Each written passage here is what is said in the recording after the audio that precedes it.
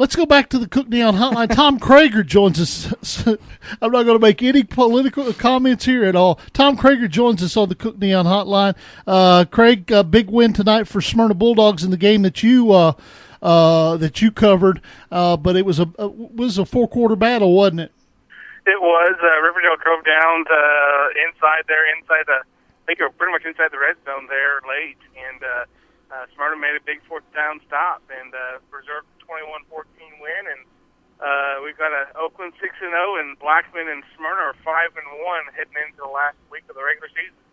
Yeah, it should be an interesting week, and I'm not looking at my schedule for next week, but I think it is Oakland-Smyrna next week, isn't it? Yep. Oakland's at Smyrna, and Cookeville goes to Riverdale, and Blackman has Warren County. And Coffee County has Siegel, so there you go. There's the complete scoreboard for next week.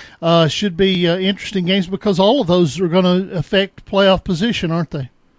Yeah. I mean, Riverdale, they've lost back-to-back, but they beat Cookeville. Looking at it briefly, I think they'll be fourth.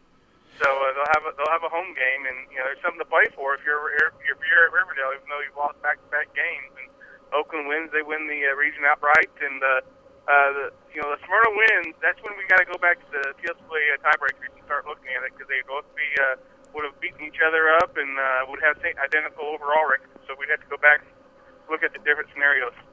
Well, you said earlier this week that one of the tiebreakers is the number of appearances on the Friday Night Thunder scoreboard show. So you've actually pulled ahead in the tiebreaker. There you go. It means I'll be the top seed, right? Yeah, you'll be the top seed for sure. I want to go to Maryville the first week. No, you will not have to go to Maryville. And speaking of that, congrats to Siegel with a big win over Warren County for win number 1, and I know those guys have been working hard all year, but big win for them. Yeah, they won the. We were calling it the Maryville Bowl down here. The loser has to go to Maryville, and so I guess winning the Maryville Bowl means you stay away from Maryville. I guess losing the Maryville Bowl means you get Maryville. So I don't know exactly if the wording is just right, but it's the sentiment that counts anyway. Dennis Weaver. Yeah, but the bad thing is, I think you're probably means Siegel's going. I believe